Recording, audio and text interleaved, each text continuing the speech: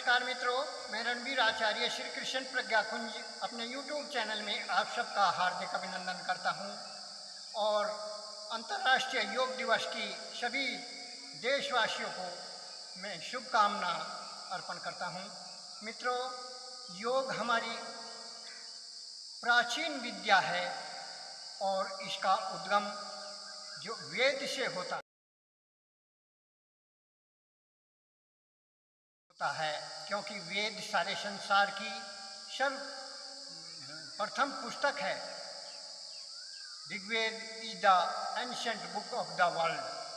तो उसमें संसार की सभी विद्या, ज्ञान, विज्ञान सब कुछ वेद के अंदर बीज रूप में समाहित है। इसी तरह योग भी वेद के अंदर समाहित है। उसमें ईश्वर पुत्रों को, मन का, इंद्रियों को अपने वश में करते हुए परम तत्व जो परमपिता परमात्मा है उसमें एकाग्रचित करना, उसमें समावेश करना, ये योग है। और महर्षि पतंजलि योग कहते हैं कि योगस्य चित्त वृत्ति निरोधा, चित्त की वृत्तियों का निरोध ही योग है। भगवान श्री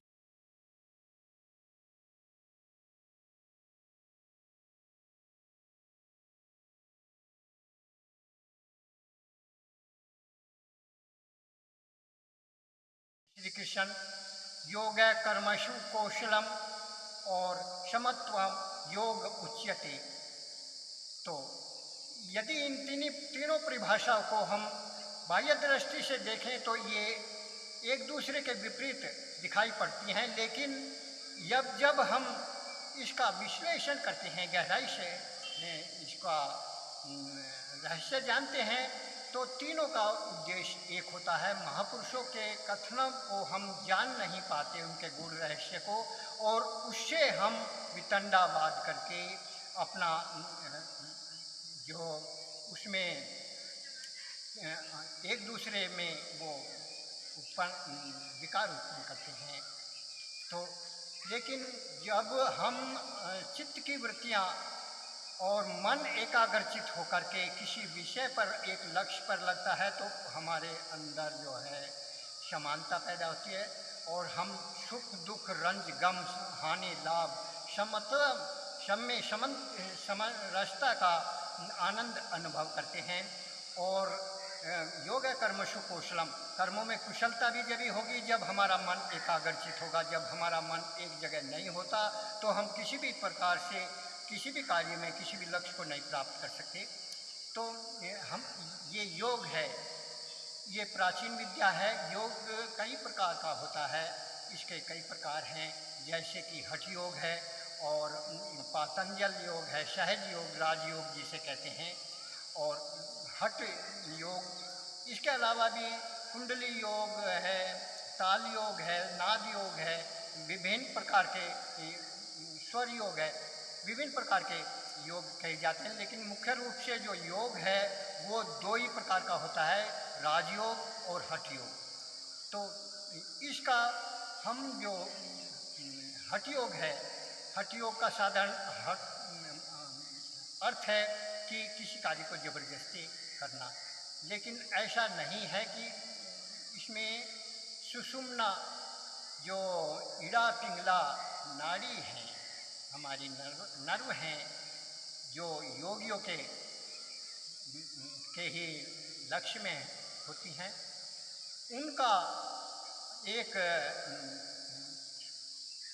इड़ा पिंगला जो हैं उनका सुषुम्ना में प्रवाहित होना, एक रस होना, ये हठ योग है। और ये हठ योग जो बताया गया है कि वो राजयोग के सहायता के लिए होता है। हठ योग के जो कई आचार्य हुए हैं, भगवान शिव इसके आदि हैं।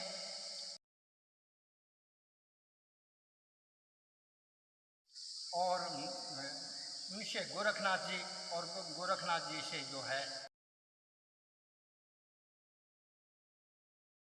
पूरा हठ योग चला। इसी तरह से पतंजल योग में हिरण्यगर्भ नाम के ऋषि हुए, उसके बाद में पतंजलि हुए, और उससे ये जो पतंजल योग है वो लगातार चलता आ रहा है। और इसके जो भेद हैं वो अष्टांग योग होता है, जिसमें यम नियम आसन प्राणायाम ध्यान धारणा समाधि की अवस्था होती है।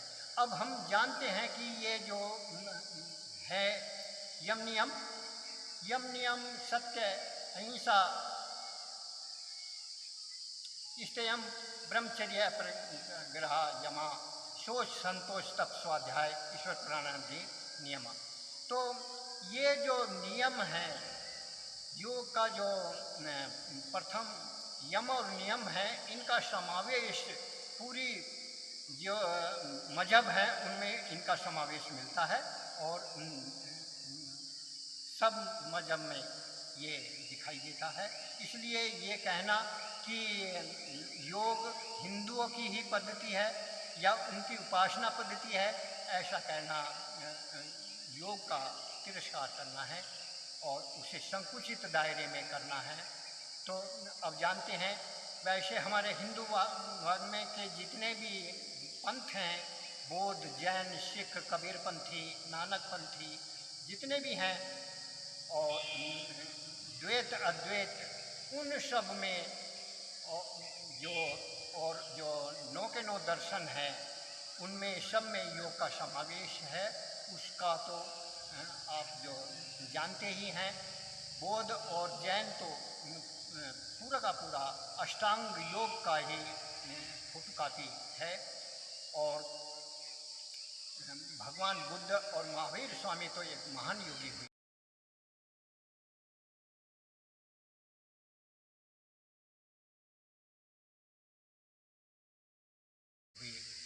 अब जानते हैं कि जो ईसाई है और जो इस्लाम है उसमें भी योग का बहुत ज़्यादा समावेश है। और मैं तो ये कहूँगा कि यदि हिंदुओं ने योग को ज़्यादा संयोजित कर के रखा है और परंपरा से निभाया है, और इस्लाम में गौण रूप में है, लेकिन हिंदुओं के बाद में, हिंदू मत के बाद में जो है इस्लाम में ही योग का बहुत ज़्यादा प्रचार है। देखते हैं हम, जब नमाज है वो तो पूरे ही आसनों पर पढ़ी जाती है। उसमें हमारा वज्रासन, शशांकासन तो होते ही हैं। और जो नमाज पढ़ने से पूर्व हम ईश्वर की आराधना, अल्लाह की आराधना, इबादत करने से पूर्व जो है सोच कर वजू करते हैं, हाथ पैर मुंह धोते हैं, साफ कपड़े पहनते हैं। ये सब सूची का रूप है, यम नियम के अंतर्गत है। और जैसे हम लघु शंका करने के बाद में अपनी इंद्री को पानी से धोते हैं, इस्तंजा करते हैं, और ज़कात, रोज़ा, नमाज ये सब करते हैं, ये सब योग का सूक्ष्म रूप है। और इस्लाम के अंदर जो हमारा अथर्ववेद कहता है कि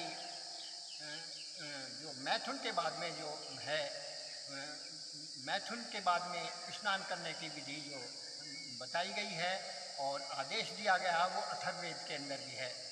तो जो यानी हम सफाई रखें, मैथुन के बाद में जो मल हो जाता है और कीटाणुओं का संक्रमण होने का डर रहता है, उसके लिए हम स्नान करें।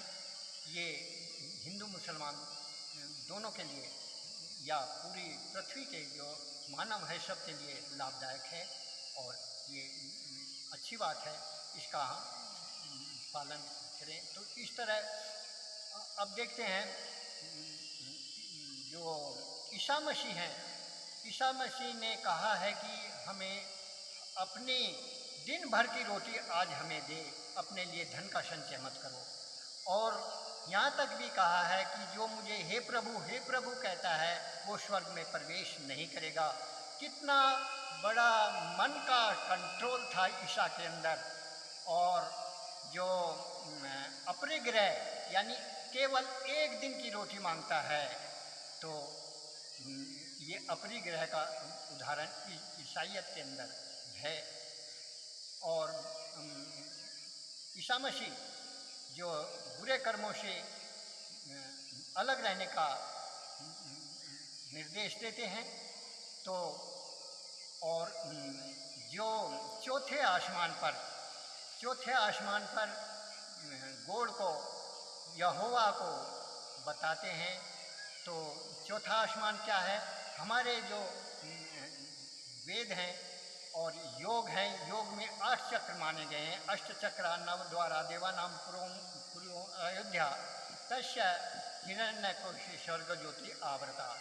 ये हमारे 8 चक्र और 9 द्वार वाला जो अयोध्या नगरी है, उसके अंदर ये 8 चक्र जो बताए हैं, इनमें कुछ आचार्य 7 चक्र मानते हैं, कुछ जो है 8 मानते हैं। तो इसमें कुछ आचार्य 4 चक्र भी मानते हैं। तो उसमें जो मणिपुर चक्र है, आज्ञा चक्र है और सहस्रार चक्र है और हृदय चक्र है, इनको ईसाई ने इसको माना और चौथे आसमान पर जो खुदा को बताया, गोड़ को जो बताया, वो चौथे आसमान पर बताया। इसी तरह मोहम्मद साहब ने जो अरब के गलियारे में बैठ करके अल्लाह का बताते हैं साक्षात्कार किया, तो वो भी साक्षात्कार 7वें चक्र पर, सहस्रार चक्र पर, क्योंकि 2 ही चक्र मुख्य बताए गए हैं, आज्ञा चक्र और हमारा जो सहस्रार चक्र है, ध्यान लगाने के ये 2 ही मुख्य हैं। और कुछ आचार्य जी तो हृदय चक्र को भी बताते हैं। तो इसलिए इसमें जो है 7 चक्र माने गए और 7वें चक्र पर आत्मा परमात्मा का, खुदा का, रूह का साक्षात्कार होता है। ये नबी साहब ने बताया, चौथे आसमान पर यीशु ने बताया। तो ये थोड़ा सा हम इसको जाने और जो आपस का मन मुटाव है, योग को संकुचित कर दायरे में लाने का जो है वो संभव नहीं है, उसका विस्तार है। उससे वो न तो कोई किसी की उपासना पद्धति है और न ये शारीरिक, मानसिक और आत्मिक तीनों प्रकार की उन्नति का साधन है। इसके योग के 3 लक्ष्य हैं। पहला लक्ष्य शारीरिक, मानसिक, आत्मिक उन्नति करना, दूसरा जो है ईश्वर साक्षात्कार और तीसरा मोक्ष। ये 3 इसके लक्ष्य हैं। जो भाई इन तीनों को नहीं करना चाहते, वो प्रथम ही जो है उसमें जो उसका प्रथम लक्ष्य है, उसे प्राप्त करने के लिए शारीरिक, मानसिक, आत्मिक शरीर को सुडौल बनाने के लिए, स्वस्थ बनाने के लिए योग का अभ्यास करें। और अब सवाल ये आता है कि कुछ लोग कहते हैं कि सूर्य नमस्कार में मंत्र हम नहीं बोलेंगे, किसी जड़ पदार्थ के सामने सिजदा करना ये कुरान शरीफ के खिलाफ है, इस्लाम के खिलाफ है। ठीक है, ये वैसे तो सूर्य नमस्कार में मंत्र बोलना कोई अनिवार्य नहीं है, ये अपनी इच्छा है। और यदि बोला भी जाए तो जो सारे संसार का मालिक है, सबको प्रकाश देने वाला है, सबका पालन पोषण करने वाला है, इस सृष्टि का निर्माता है, वो परमपिता परमात्मा, उसे सूर्य कहा गया है वेदों में। ओम उद्वयम तमस्परिशय प्रसंत उत्तरम देवम देवरता सूर्यमग्नम ज्योतिरुत्तमम। तो अंधकार से परे, जो अंधकार है उससे परे जो सूर्य है, सबका प्रकाशक है, उस परमपिता परमात्मा को अविद्या अंधकार को हटा करके, अपने दुर्गुणों को हटा करके और रूह को इस लायक करें पवित्र करने, जिससे कि वो परमात्मा का साक्षात्कार कर ले। उस परमात्मा रूपी जो सूर्य है उसका साक्षात्कार कर ले। तो परमपिता परमात्मा जो सूर्य है उसका नाम बोलने में, उसके सामने सिजदा करने में कोई भी बुराई नहीं है। तो हम इन संकुचित दायरे से ऊपर उठ कर के योग का अपना अभ्यास करें, उसका फ़ायदा उठाएं। कोई भी दवाई या कोई भी आविष्कार ये देख कर नहीं किया जाता कि इसका हम मुसलमान ही फ़ायदा लेगा या ईसाई लेगा, बौद्ध जैन वगैरह इसका ईसाई वो लेगा। तो जो भी आविष्कार होता है, जो भी मानवता के हित की बात है, स्वास्थ्य की बात है, फायदे की बात है, उन सब का हम संकीर्णता छोड़ करके उनका फायदा उठाएं और अपने तन मन धन से वो शरीर का विकास करें, आत्मिक शारीरिक मानसिक विकास करें। आप सबका मंगल हो। भवतु सब मंगल।